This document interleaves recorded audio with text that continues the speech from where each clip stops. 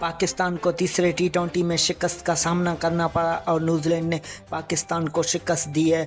दोस्तों, अगर आप मेरे चैनल पे नए हो तो इस वीडियो को लाइक और चैनल को सब्सक्राइब करना। वीडियो की तरफ बढ़ते हैं। न्यूजीलैंड ने टॉस जीतकर पहले बैटिंग करने का फैसला किया। मुकर्ररा 20 ओवरों में 163 रनों का टारगेट दिया है पाकिस्तान को जीतने के लिए। जब पाकिस्तान ने बैटिंग शुरू की तो पाकिस्तान का आगाज़ अच्छा नहीं हुआ था और वफ़के से विकेट गिरते रहे।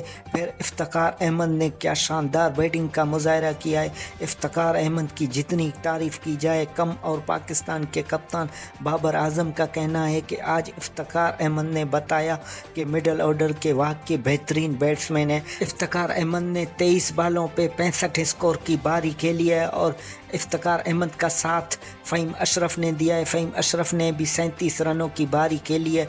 पाकिस्तान को 5 रनों से ये शिकस्त का सामना करना पड़ा और पाकिस्तान 5 टी20 मैचों की सीरीज़ में पाकिस्तान 2-1 से अभी तक आगे है। लेकिन पाकिस्तान को इफ्तिखार अहमद को वनडे स्क्वाड में शामिल करना चाहिए।